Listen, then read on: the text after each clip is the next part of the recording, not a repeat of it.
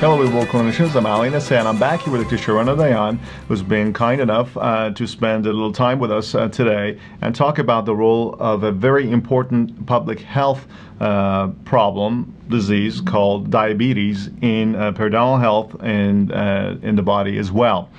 And in the first part, Dr. Dayan, we talked about what diabetes is, what is the role of, how does it cause inflammation, how it's causing and affecting patients in terms of cancer, periodontal disease, and other kinds of bodily system problems.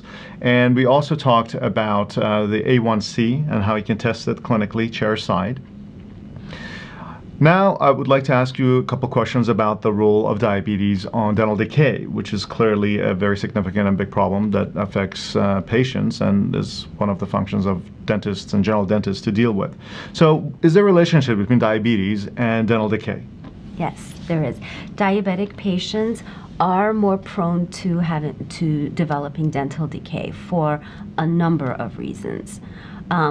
First, there are higher levels of sugar in the bacteria and in the tissue, in the saliva and in the tissue.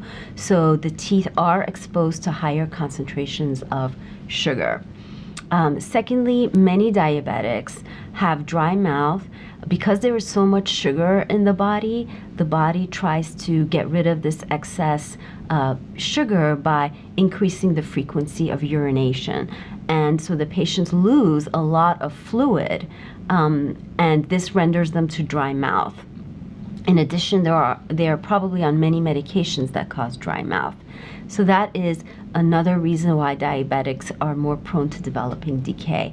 And the third reason is that because of the high urinary output, a lot of the magnesium is being lost from the body. Magnesium is the fourth most abundant mineral in the body. It does help to help the patients have stronger teeth because calcium and phosphate can't incorporate into the enamel effectively without magnesium. So the diabetic patients do have magnesium insufficiencies, many of them, and this also contributes to the risk for dental decay.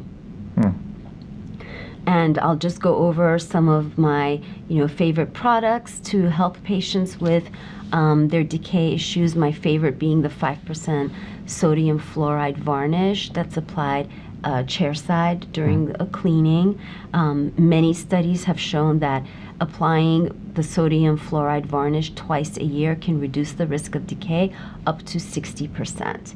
And then, of course, we have fluoride trays, prescription fluoride mouth rinses, xylitol chewing gum, and the new generation of products that's being produced are oral lozenges that have oral probiotics to help shift the flora of the mouth from unhealthy to healthy, and this can also help patients prevent dental decay. That's wonderful. So that's great. What about the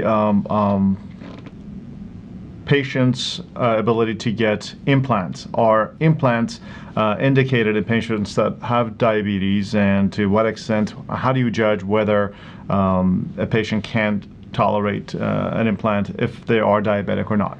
Yes, a well-controlled diabetic is absolutely a candidate for dental implant and any other procedure that dentistry has to offer. One study has shown that in poorly controlled diabetics,